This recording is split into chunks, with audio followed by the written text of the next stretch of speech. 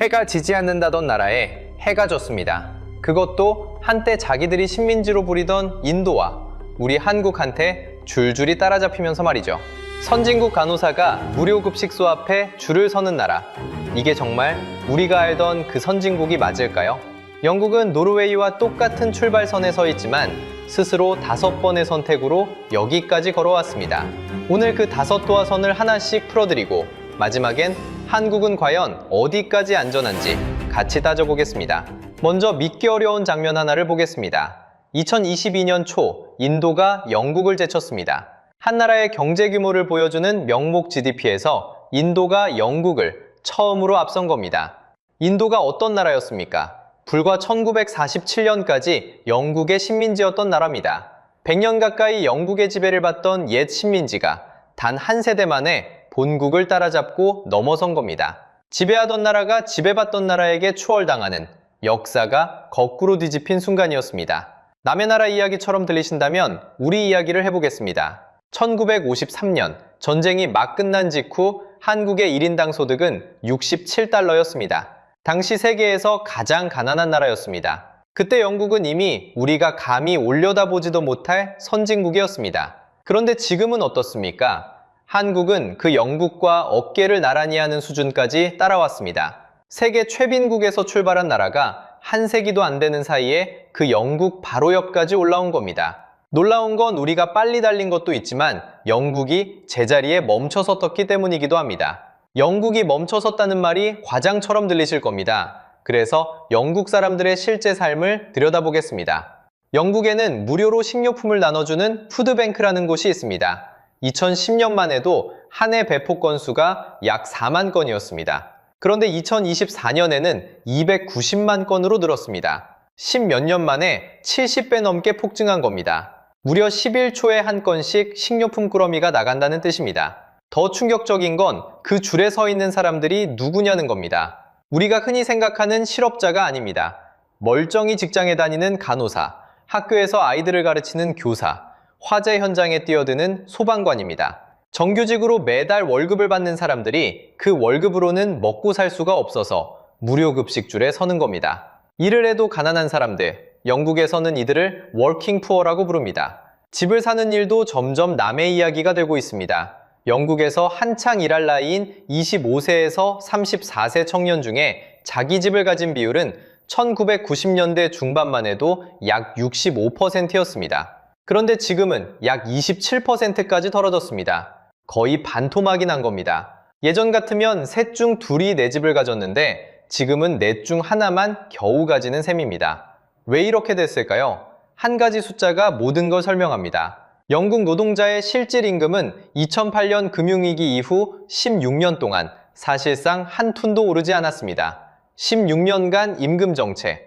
이건 나폴레옹 전쟁 이후 약 200년 만에 가장 긴 기록입니다. 만약 임금이 2008년 흐름대로 계속 올랐다면 영국 노동자는 1인당 한 해에 약 1,900만 원을 더 벌었을 겁니다. 그 돈이 16년째 사라진 채 메워지지 않고 있는 겁니다. 여기서 누군가는 이렇게 말할 겁니다. 경기가 안 좋아서 잠깐 그런 거 아니냐고. 아닙니다. 이건 일시적인 불황이 아닙니다. 16년이라는 시간은 잠깐이 아닙니다. 이건 영국이 스스로 내린 선택이 쌓이고 쌓여 만들어낸 결과입니다. 그런데 여기서 정말 이상한 점이 하나 있습니다. 영국은 출발선이 나쁜 나라가 아니었습니다. 오히려 노르웨이와 똑같은 출발선에 나란히 서 있었습니다. 그런데 왜 한쪽은 세계 최고의 부자 나라가 되고 영국만 이렇게 무너졌을까요? 그 첫 번째 도화선부터 보겠습니다. 영국이 가난해진 이유를 물으면 많은 분들이 이렇게 생각하실 겁니다. 자원이 없어서, 운이 없어서, 시대를 잘못 만나서. 그런데 정반대입니다. 영국은 하늘에서 떨어진 거대한 행운을 두 손에 쥐었던 나라입니다. 1969년부터 70년 사이 영국과 노르웨이는 북해 바다 속에서 거의 동시에 대형 유전을 발견합니다. 두 나라는 그 바다를 사이좋게 나눠 가졌습니다. 출발선이 완전히 똑같았던 겁니다. 같은 바다, 같은 시기, 같은 석유. 그러니까 지금 두 나라의 처지가 어떻게 갈렸는지를 보면 자원이 운명을 가른 게 아니라는 걸 단번에 알 수 있습니다. 먼저 노르웨이입니다. 노르웨이는 석유에서 번 돈을 당장 쓰지 않았습니다. 1990년에 북부 펀드라는 걸 만들어서 석유로 번 돈을 통째로 미래 세대의 저금통에 넣기 시작했습니다. 쉽게 말하면 이렇습니다. 땅에서 캐낸 석유라는 씨앗을 그 자리에서 먹어치우지 않고 밭에 심어서 해마다 새 열매가 열리는 나무로 키운 겁니다. 그 나무가 지금 어떻게 됐을까요? 이 부푸펀드 규모가 약 2,900조 원에서 3,000조 원, 세계에서 가장 큰 규모로 자랐습니다. 2025년 한 해 동안 이 펀드가 굴려서 번 돈만 약 350조 원, 수익률로 따지면 15%가 넘습니다. 석유를 캐서 번 게 아니라 모아둔 돈이 알아서 새끼를 친 금액이 그만큼이라는 뜻입니다. 이게 국민 한 사람당으로 나누면 약 5억 원씩 돌아가는 자산이고 노르웨이 정부가 한 해 쓰는 예산의 약 5분의 1을 이 펀드 수익만으로 메웁니다. 세금을 더 걷지 않아도 저금통에서 나오는 이자만으로 나라 살림의 5분의 1이 굴러간다는 겁니다. 그럼 똑같은 석유를 손에 쥐었던 영국은 그 돈으로 뭘 했을까요? 영국은 1980년대에 그 석유 수익을 거의 그대로 다 써버렸습니다. 세금을 깎아주는 데 쓰고 실업수당 같은 그때그때의 살림에 흘려보냈습니다. 그래서 영국 국민 한 사람당 따로 적립해둔 자산은 노르웨이가 약 5억 원인데 반해 사실상 0원입니다. 같은 바다에서 시작했는데 한쪽은 1인당 5억 원, 한쪽은 0원. 이 차이가 운이었을까요? 여기서 아까 그 비율을 다시 떠올려 보겠습니다. 노르웨이가 씨앗을 심어 나무로 키우는 동안 영국은 그 귀한 씨앗을 솥에 넣고 끓여서 한 끼 식사로 먹어치운 셈입니다. 그날 저녁은 분명 배가 불렀을 겁니다. 세금이 줄었으니 국민들도 당자는 박수를 쳤겠죠? 문제는 다음해입니다. 씨앗을 먹어버렸으니 심을 게 없고 밭에는 아무것도 자라지 않습니다. 정기예금에 큰 돈을 넣어두고 이자만 받아도 됐을 텐데 이자는커녕 원금 통장까지 깨서 다 써버린 겁니다. 더 뼈아픈 건 이게 자원이 부족해서 벌어진 일이 전혀 아니라는 점입니다. 노르웨이의 그 저금통은 한 나라에만 묻어두는 게 아니라 전 세계 7,000개가 넘는 기업에 잘게 나눠서 투자되어 있습니다.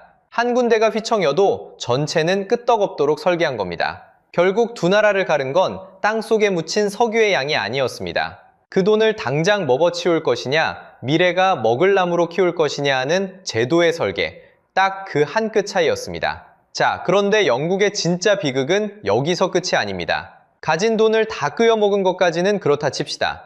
영국은 돈만 날린 게 아니라 앞으로 돈을 벌어다 줄 몸 자체를 제 손으로 잘라내기 시작합니다. 석유를 끓여먹은 영국은 그래도 손에 든 게 또 하나 있었습니다.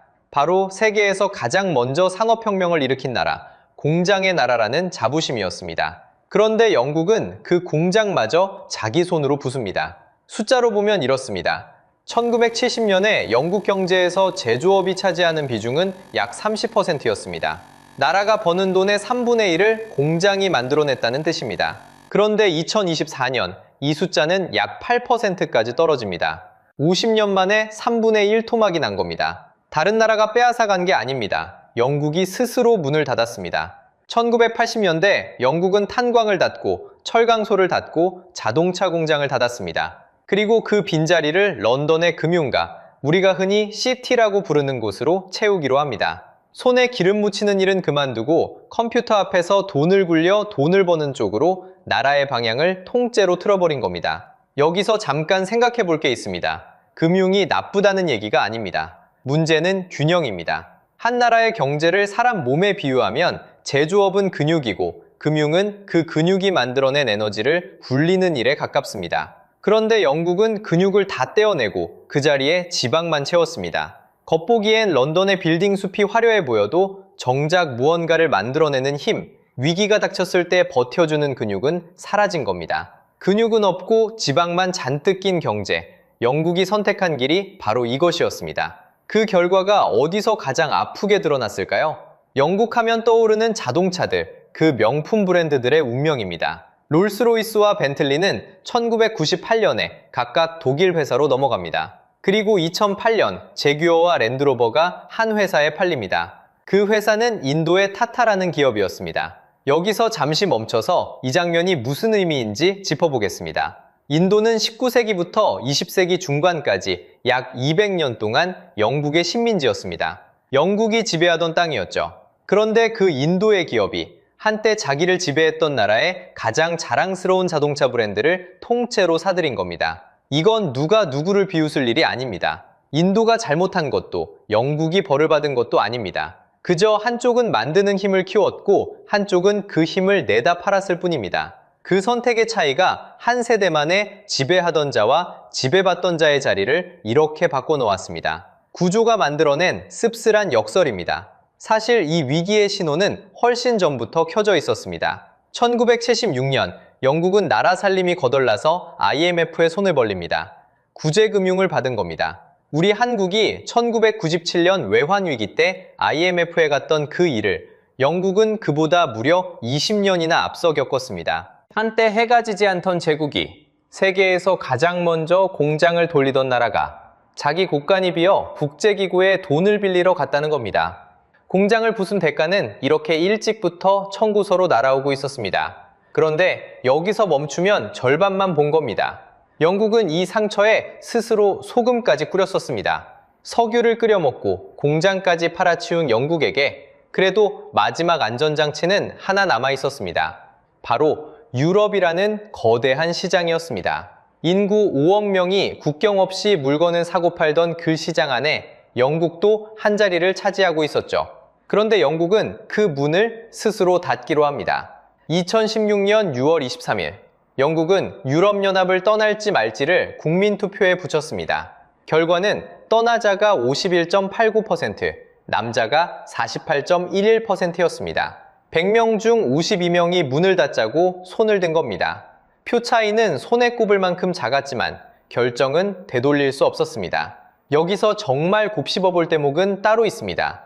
누가 문을 닫자고 했느냐입니다. 상식적으로 생각하면 형편이 넉넉한 동네일수록 변화를 무서워하고 어려운 동네일수록 지푸라기라도 잡는 심정으로 새 길을 찾을 것 같습니다. 그런데 영국에서는 정반대였습니다. 공장이 문을 닫았고 일자리가 사라진 쇠퇴한 지역일수록 떠나자에 던진 표가 더 많았습니다.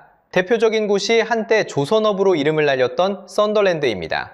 이곳에서는 떠나자가 61.3%였습니다. 도자기 산업이 무너진 스톡호온-트렌트는 무려 약 69%가 문을 닫는 쪽에 표를 던졌습니다. 가장 도움이 절실했던 동네들이 가장 강하게 고립을 선택한 겁니다. 이건 누구를 탓하자는 이야기가 아닙니다. 오히려 한 사회가 오래 방치되면 어떤 일이 벌어지는지를 보여주는 구조의 문제입니다. 좋은 일자리가 사라지고 살림이 팍팍해진 사람들에게 바깥 세상은 더 이상 기회가 아니라 위협처럼 보였던 겁니다. 잃을 게 많은 사람은 신중해지지만 이미 다 잃었다고 느끼는 사람은 판을 엎고 싶어집니다. 영국의 가장 아픈 곳이 가장 큰 결정을 내린 셈이죠. 문제는 문을 닫은 뒤에 청구서가 날아왔다는 겁니다. 투자은행 골드만삭스는 2024년 분석에서 브렉시트 때문에 영국 경제 규모가 약 5% 쪼그라들었다고 추정했습니다. 영국 정부의 예산 책임청도 길게 보면 약 4%가 깎인다고 봤습니다. 숫자로는 작아 보이지만 나라 경제의 5%는 상상하기 어려울 만큼 큰 덩어리입니다. 더 무서운 건 기업들의 반응이었습니다. 다른 선진국 기업들이 공장과 설비에 돈을 쓰는 동안 영국 기업들은 지갑을 닫았습니다. 비슷한 나라들과 비교해 투자가 약 12%에서 18%나 적었습니다. 앞날이 불투명한 나라에 누가 선뜻 돈을 묻겠습니까? 그렇게 투자가 마르자 일하는 사람 한 명이 만들어내는 가치, 즉 생산성도 약 4% 주저앉았습니다. 여기서 우리는 앞에서 봤던 그 장면과 다시 만납니다. 16년째 제자리 걸음인 임금 말입니다. 생산성이 오르지 않으면 월급이 오를 리 없습니다. 스스로 문을 닫은 선택이 돌고 돌아 평범한 가정의 통장으로 청구서를 보낸 겁니다. 경제가 이렇게 휘청일 때 그래도 정치만큼은 중심을 잡고 버텨줘야 했습니다. 그런데 바로 그 정치가 차마 웃지 못할 만큼 더 가관이었습니다. 자, 여기까지만 봐도 머리가 아픕니다. 석유를 끓여 먹었고 공장을 부쉈고 스스로 문까지 닫았습니다. 그런데 이쯤 되면 누구나 이런 생각을 합니다. 경제가 이렇게 휘청일 때 정치라도 중심을 딱 잡아주면 어떻게든 버티지 않을까? 맞습니다. 보통은 그래야 정상입니다. 그런데 영국 정치는 정반대로 갔습니다. 2022년 9월 리즈 트러스라는 사람이 영국 총리가 됐습니다. 그리고 49일 만에 그 자리에서 내려왔습니다. 영국 역사상 가장 짧게 일한 총리입니다. 당시 영국의 한 신문은 인터넷에 양배추 한 통을 띄워놓고 생중계를 시작했습니다. 양배추가 썩기 전에 총리가 먼저 물러나느냐, 이걸 가지고 내기를 한 겁니다. 결과는 양배추의 승리였습니다. 양배추 한 통보다 유통기한이 짧은 총리. 농담 같지만 실제로 벌어진 일입니다. 그런데 여기서 우리가 진짜 봐야 할 건 49일이라는 숫자가 아닙니다. 그 49일 동안 무슨 일이 벌어졌는지가 핵심입니다. 트러스 정부는 취임하자마자 아주 큰 결정을 내립니다. 세금을 왕창 깎겠다고 발표한 겁니다. 규모가 80조 원이었습니다. 1972년 이후 50년 만에 가장 큰 감세였습니다. 세금을 깎으면 사람들 주머니에 돈이 도니까 좋은 거 아니냐, 이렇게 생각하실 수 있습니다. 문제는 그 80조 원을 어디서 메울지에 대한 계획이 없었다는 겁니다. 곳간을 채울 방법은 안 보여주고 곳간을 비우는 발표만 한 셈입니다. 시장은 정직합니다. 발표가 나오자마자 영국 국채 가격이 폭락하고 파운드화 가치가 본두박질 쳤습니다. 나라가 빌린 돈의 이자가 순식간에 치솟았고 영국 국민의 노후 연금까지 위험해지는 상황이 벌어졌습니다. 결국 영국의 중앙은행인 영란은행이 65조 원어치 국채를 긴급으로 사들이며 불을 끌어 들어와야 했습니다. 한 나라의 정부가 내놓은 정책 하나가 시장을 이렇게 무너뜨린 겁니다. 여기서 오해는 하지 말아야 합니다. 이건 한 사람을 비웃자는 이야기가 아닙니다. 핵심은 재원 없는 감세라는 잘못 설계된 정책이 어떻게 시장의 신뢰를 단번에 날려버리는지 그 부조를 보자는 겁니다. 그리고 더 무서운 건 이게 한 번의 사고로 끝나지 않았다는 점입니다. 영국은 2016년 이후로 총리가 무려 6번 바뀌었습니다. 한 사람이 자리에 앉아 정책을 펼쳐볼 새도 없이 계속 갈아치워진 겁니다. 생각해보면 간단합니다. 우리 동네 모임 총무가 1년에 6번씩 바뀐다고 해봅시다. 회비를 어디에 쓸지, 다음 행사를 어떻게 할지 제대로 정해질 리가 없습니다. 나라 살림도 똑같습니다. 길게 보고 끌고 가야 할 정책들이 매번 갈아엎어지면서 영국은 방향키를 잃어버렸습니다. 석유를 날리고 공장을 부수고 문을 닫은 나라가 이제는 그걸 바로잡을 정치의 중심마저 잃어버린 겁니다. 이쯤 되면 이런 나라에서 살고 있는 사람들은 어떤 선택을 할까요? 나라가 이 모양이 되자 돈과 사람이 조용히 짐을 싸기 시작했습니다. 나라가 이 지경이 되면 가장 먼저 움직이는 건 발이 빠른 사람들입니다. 바로 돈 많은 부자들이죠. 한 조사에 따르면 2024년 한 해 동안 영국을 빠져나간 백만장자가 약 9,500명에 달했습니다. 바로 전해의 4,200명과 비교하면 2배가 넘게 늘어난 숫자입니다. 이들이 향한 곳은 두바이, 파리, 싱가포르처럼 세금이 낮고 안정된 나라들이었습니다. 물론 이 숫자는 짚어둘 게 있습니다.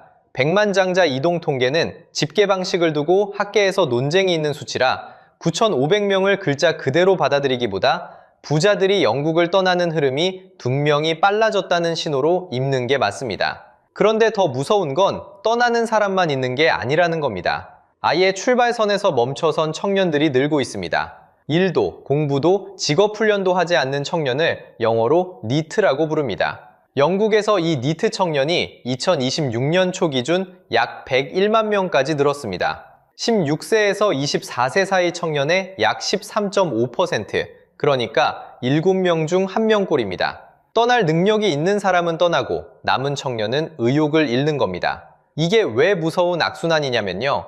부자와 인재가 빠져나가면 세금이 줄어듭니다. 세금이 줄면 영국의 자랑이던 무상의료, NHS 같은 곳부터 돈줄이 마릅니다. 실제로 병원 진료 대기는 한때 760만 건까지 쌓였습니다.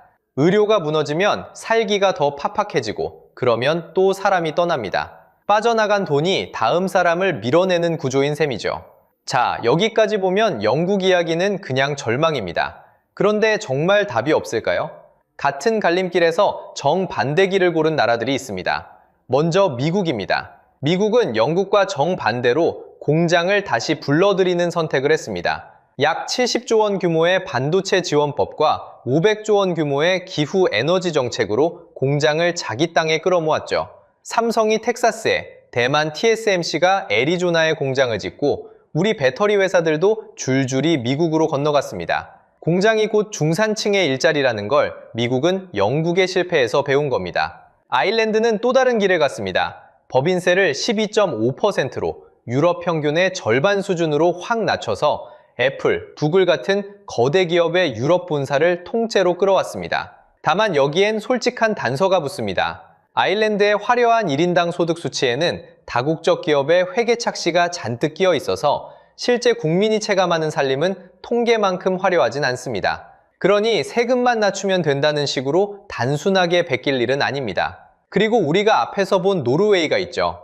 같은 북해 석유로 한쪽은 북부 펀드를 쌓아 세계 최대 자산가가 됐고 한쪽은 그 돈을 끓여먹었습니다. 결국 자원이 아니라 제도를, 운이 아니라 선택을 어떻게 했느냐의 문제였던 겁니다. 영국은 도화선을 5개나 밟았습니다. 하지만 갈림길마다 다른 길이 분명히 있었다는 것도 우리는 확인했습니다. 그렇다면 마지막 질문이 남습니다. 이게 과연 바다 건너 남의 나라 이야기로만 끝날까요? 자, 그럼 이제 진짜 본론입니다. 영국이 걸어온 5번의 자멸을 다 봤으니 가장 궁금한 걸 물어봐야겠죠? 그래서 우리는 한국은 안전한가요? 먼저 안심되는 이야기부터 하겠습니다. 영국이 무너진 가장 큰 이유 기억나시죠?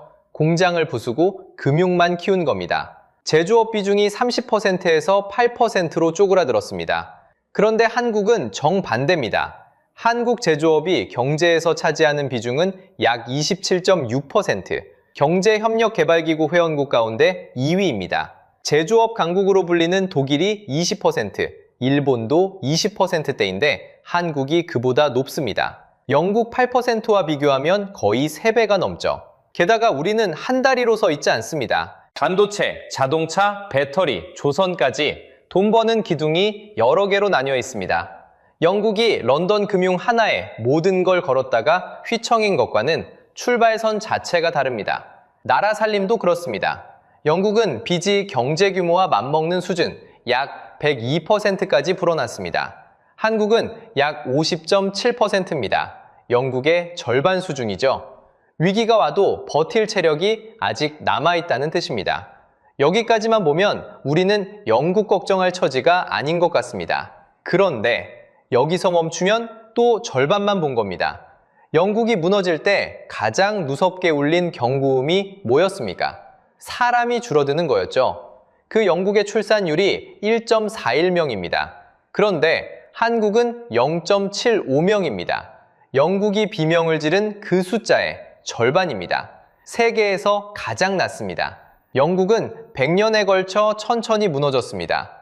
우리는 사람이 사라지는 속도만 놓고 보면 그보다 훨씬 빠른 길에 들어서 있는 겁니다. 또 하나, 우리 미래를 떠받칠 인재가 한쪽으로만 쏠리고 있습니다.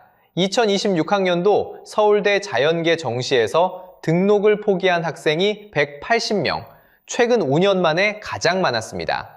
자연계 지원자의 절반 가까이가 의대나 약대에 가치 원서를 넣었습니다. 공대 대학원은 4년 연속 정원을 못 채우고 있습니다. 영국이 공장을 손으로 부쉈다면 우리는 그 공장을 돌릴 머리들이 조용히 빠져나가고 있는 겁니다. 미래를 만들 연구 예산마저 2024년에 한 차례 깎였다가 겨우 되돌렸습니다. 그래서 다시 묻겠습니다. 우리가 그렇게 따라잡았다고 자부하는 영국, 그 영국을 보면서 한 번쯤 이런 생각 안 해보셨나요? 그렇다면 한국은 진짜 선진국이 맞을까요? 제조업도 튼튼하고 빚도 적은데 정작 사람과 인재라는 가장 중요한 기둥은 흔들리고 있다면 말입니다. 여기서 꼭 기억해야 할 게 있습니다. 영국의 5가지 자멸에는 공통점이 하나 있었습니다. 전부 스스로 선택한 결과였다는 겁니다. 누가 침략한 것도 천재지변이 덮친 것도 아니었습니다. 매번 갈림길에서 편한 쪽을 골랐을 뿐입니다. 그리고 그게 무서운 이유는 갈림길에 서 있을 땐 그게 자멸인 줄 아무도 몰랐다는 겁니다. 지금 우리도 똑같은 갈림길 위에 서 있습니다. 다행인 건 아직 기둥이 무너지지 않았다는 겁니다. 제조업도 살아있고 나라 살림에도 여력이 있습니다. 영국과 달리 우리에겐 아직 고칠 시간이 남아 있습니다. 기둥이 무너진 귀에 손 쓰면 늦습니다. 영국이 그걸 증명했습니다. 하지만 기둥이 서 있을 때 손보면 우리는 영국이 간 길을 가지 않을 수 있습니다. 절망할 이유도 마음 놓을 이유도 없습니다. 지금이 바로 그 선택의 시간입니다. 오늘 영국의 이야기 어떻게 보셨나요? 남의 나라 옛날 이야기로 들리셨나요? 아니면 어쩐지 우리 미래처럼 보이셨나요?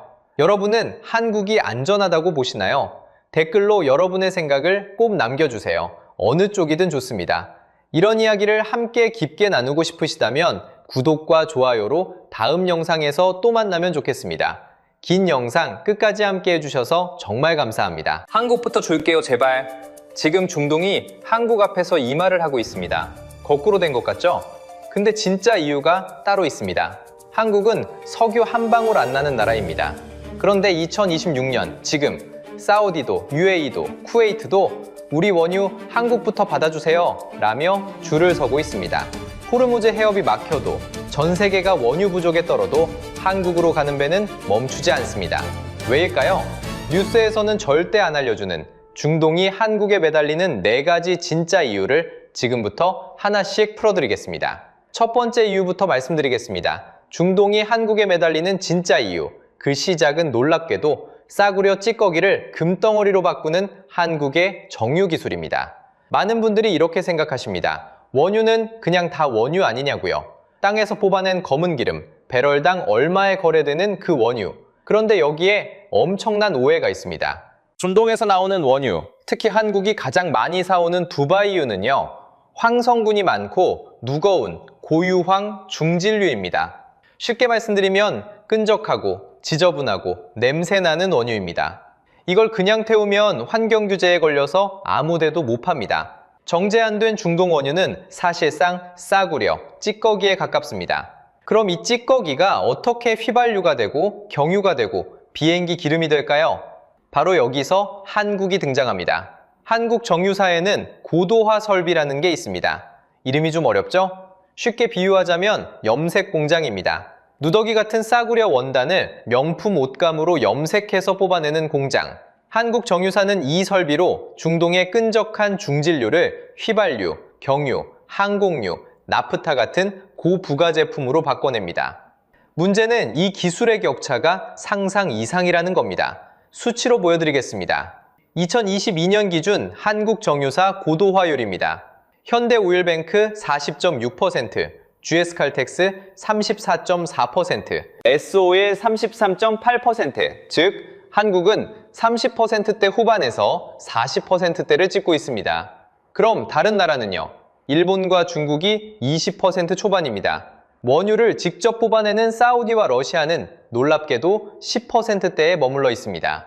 원유를 파는 나라가 원유를 정제하는 기술은 한국의 4분의 1 수준이라는 겁니다. 게다가 한국 공장은 규모부터가 세계 최상위입니다. SK에너지 울산 공장은 단일 공장 기준으로 하루 84만 배럴을 돌려서 세계 2위, GS칼텍스 여수 공장은 하루 80만 배럴로 세계 4위, 한국 전체 정제 능력이 하루 340만 배럴, 세계 5위권입니다. 땅에서 한 방울도 안 나는 나라의 기록이라고는 믿기지 않는 숫자죠. 중동 입장에서 다시 생각해보시면 그림이 확 달라집니다. 자기들이 파는 싸구려 중진류를 한국에 한번 보내면 값이 몇 배로 찝니다. 원유를 본으로 바꿔주는 공장이 바로 한국인 겁니다. 그것도 세계 어디에서도 흉내 못 내는 규모와 효율로요. 심지어 한국 정유사는 쓰레기도 기름으로 뽑아내는 수준까지 왔습니다. 페트병, 폐플라스틱 말이죠. 이 얘기는 마지막 파트에서 제대로 풀어드리겠습니다. 자, 여기서 한 가지 정리하고 가겠습니다. 원유는 다 같은 원유가 아닙니다. 정제 없는 원유는 쓰레기에 가깝고 한국에 오는 순간 비로소 돈이 됩니다. 중동이 한국을 놓치기 싫은 첫 번째 이유가 바로 이겁니다. 그런데 기술만으로는 설명이 안 됩니다. 사우디 아람코는 아예 한국 땅에 자기 돈을 심었습니다. 그 자본이 얼마나 깊이 박혀 있는지 두 번째 이유 갑니다. 기술이 좋다고 다 매달리진 않습니다. 사우디 아람코는 아예 한국 땅에 자기 돈을 심었습니다. 그 자본이 얼마나 깊이 박혀 있는지 두 번째 이유 갑니다. 여러분, S-오일이라는 정유사 잘 아시죠? 주유소에서 흔히 보는 그 노란 간판. 그런데 이 회사 최대 주주가 누군지 아시나요? 사우디 아람코의 자회사입니다. 지분이 무려 63%. 이야기가 시작된 건 1991년이었습니다. 당시 아람코가 쌍용 정유 지분 35%를 사들이면서 한국 시장에 발을 들였습니다. 그리고 조용히 계속 지분을 늘려서 지금은 63%까지 올라왔습니다. 쉽게 말해 한국에 있는 대형 정유사 하나를 사우디가 통째로 들고 있는 겁니다. 사우디가 한국에 심은 앵커 회사인 거죠. 더 놀라운 건 계약 구조입니다. S-오일은 아람코와 원유를 20년짜리 장기 공급 계약으로 묶어뒀습니다. 이게 얼마나 특이한 거냐면 원유업계에서는 보통 1년 단위로 계약을 갱신합니다. 가격이 출렁이니까 1년씩 끊어서 가는 게 관행이에요. 그런데 20년, 한 세대를 통째로 묶어둔 셈입니다. 사우디 입장에서는 자기 원유를 안정적으로 소화해줄 창구를 한국에 아예 박아둔 겁니다. 여기서 끝이 아닙니다. 지금 울산에서는 엄청난 공사가 마무리되고 있습니다. 샤히 프로젝트. 투자 규모가 9조 2,580억 원입니다. 국내 석유화학 역사상 최대 규모고 2026년 상반기에 준공됩니다. 여기에 들어가는 핵심 기술이 TC2C라는 건데 아람코가 직접 개발한 원천 기술이고 세계 최초로 여기 한국 울산에서 상업 가동됩니다. 기존 설비보다 석유화학 원료 수율이 3배에서 4배까지 올라갑니다. 사우디가 자기네 최신 기술을 가장 먼저 꽂는 실험장이 한국이라는 뜻입니다. 그런데 더 재미있는 게 있습니다. 돈은 사우디만 한국에 넣는 줄 아세요? 반대도 있습니다. 한국이 UAE 유전의 지분을 역으로 들고 있습니다.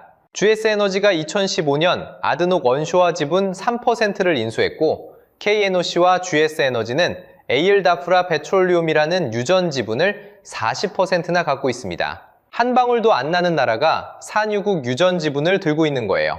서로 자본이 이 정도로 뒤엉켜 있으면 이건 이제 거래가 아닙니다. 한 몸이죠.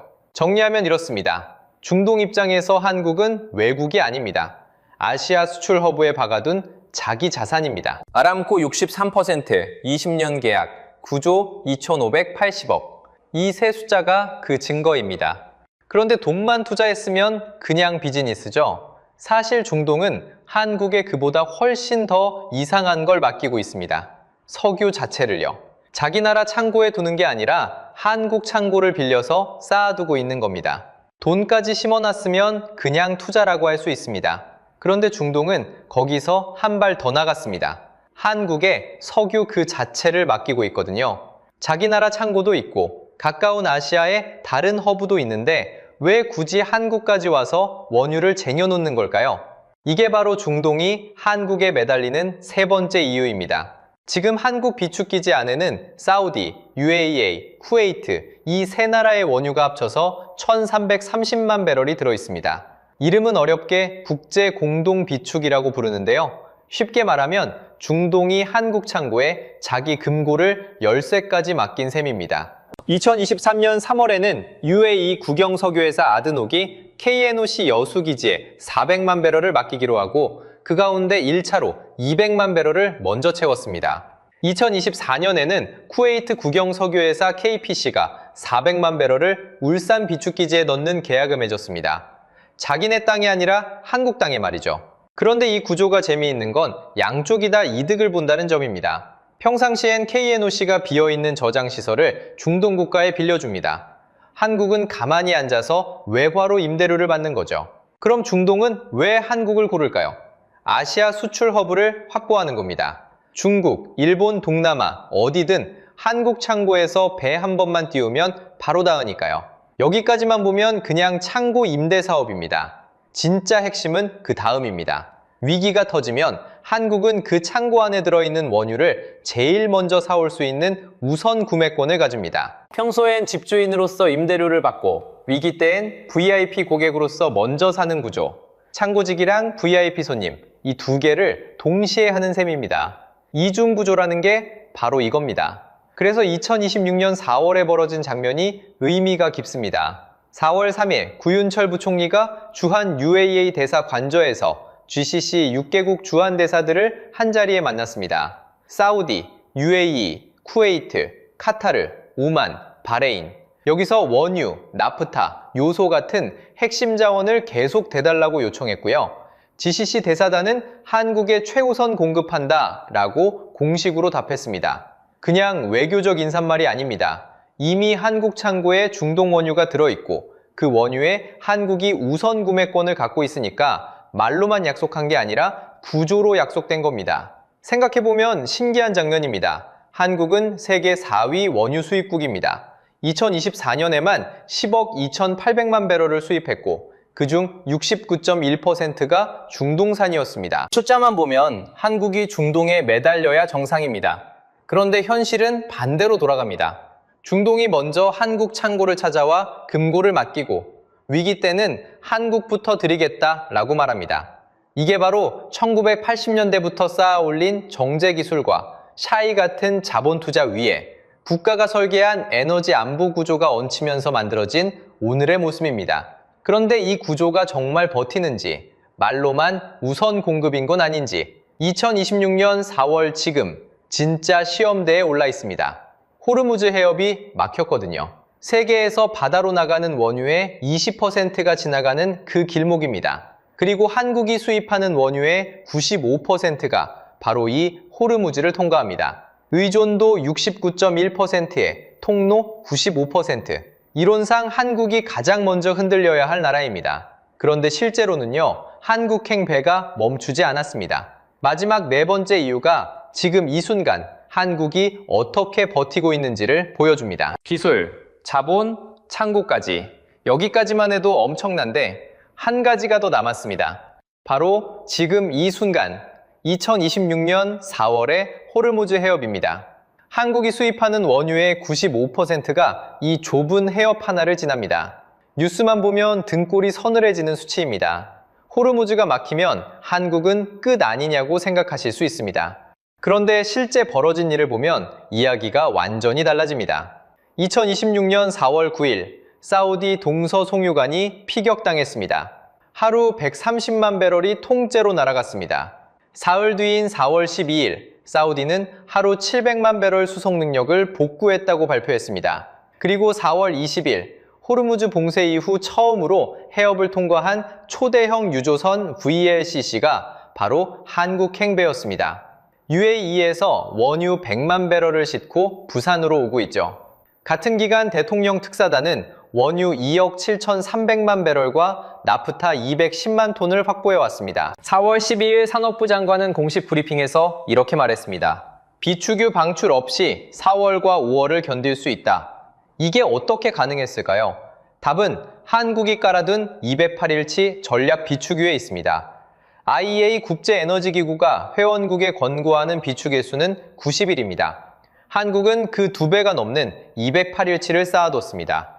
일본이 254일로 가장 많고 그 다음이 한국, 미국은 125일, 중국은 78일, 인도는 25일에 불과합니다. 쉽게 말해 한국은 창고에 7개월치 쌀을 미리 쌓아둔 집입니다. 옆집이 문을 잠가도 이 집은 7달을 그냥 버팁니다. 1980에서 90년대부터 세 세대에 걸쳐 쌓아올린 비상금이 바로 지금 이 순간 작동하고 있는 겁니다. 그런데 한국은 여기서 멈추지 않았습니다. 창고에 쌓은 것도 모자라 쓰레기까지 밥으로 바꾸는 집이 되기로 했거든요. 2024년 7월 한국 정부는 세계적으로도 앞선 결정을 내립니다. 폐플라스틱 열 분해율을 석유화학 공정 원료로 공식 허용한 겁니다. 쉽게 말해 버려진 페트병과 비닐을 녹여서 다시 원유처럼 쓸 수 있게 제도를 바꾼 거죠. SK지오센트릭은 울산에 ARC라는 이름의 플라스틱 재활용 단지를 짓고 있습니다. 2025년 말 완공, 2026년 상업운전, 연간 처리량 32만 톤. 정부 목표는 2030년까지 폐플라스틱 열분해 비중을 10%까지 끌어올리는 겁니다. 이게 바로 여러분 생활과 직접 연결되는 지점입니다.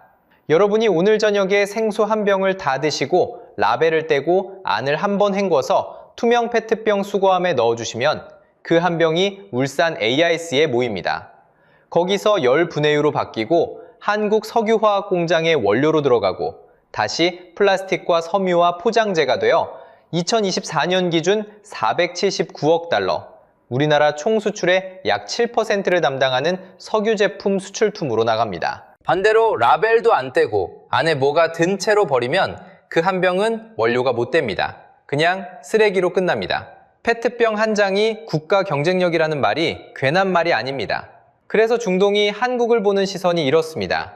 공급이 끊겨도 208일을 버티고 쓰레기까지 원료로 바꿔 쓰는 전 세계에서 사실상 유일한 대형 수입국. 한국 정유사는 글로벌 석유 제품 수급의 완충 역할을 하는 스윙 프로듀서입니다. 잃고 싶지 않은 파트너라는 뜻이죠. 중동이 한국에 매달리는 네 번째 이유가 바로 여기 있습니다. 자, 이제 정리해드리겠습니다. 중동이 한국에 먼저 드릴게요 라고 줄을 서는 진짜 이유 4가지. 첫째, 중동의 싸구려 찌꺼기 중진류를 휘발유, 경유, 항공유, 나프타로 바꿔주는 세계 최상위 한국 정제기술. 둘째, 사우디 아람코가 S오일 지분 63%를 쥐고 9조 2,580억 원짜리 샤이 프로젝트까지 한국 땅에 심어놓은 자본의 연결. 셋째, 사우디, UAE, 쿠웨이트가 한국 창고에 합계 1,330만 배럴을 맡겨놓고 2026년 4월 GCC 6개국 주한 대사단이 한국 최우선 공급을 공식 선언한 창고지기 VIP의 이중지위. 넷째, 호르무즈 95% 의존국이면서도 208일치 비축유와 폐플라스틱 원료화까지 준비해둔 공급 끊겨도 버티는 유일한 대형 수입국. 한국은 자원이 없는 나라가 아닙니다. 한국은 자원을 만드는 나라입니다. 중동이 매달리는 건 동정이 아닙니다. 철저한 계산입니다. 1980에서 90년대 고도화 설비에 수조 원을 밀어넣은 그 세대의 결정이 오늘 호르무즈가 흔들려도 우리 주유소 기름값을 붙잡고 있는 겁니다. 그리고 오늘부터 딱 하나만 기억해 주세요. 페트병 라벨 떼고 안을 한번 헹구고 투명 페트병 수거함에 따로 넣기. 이 작은 행동 하나가 울산 공장의 원료가 되고 국가 수출의 일부가 됩니다. 다음 편에서는 한국 정유사가 글로벌 석유 시장의 완충 역할을 하는 스윙 프로듀서 편을 더 깊이 다룹니다. 메인 경제 채널 구독과 알림 설정 눌러주시면 놓치지 않고 보실 수 있습니다. 오늘 영상이 도움되셨다면 좋아요 한 번만 부탁드립니다. 감사합니다.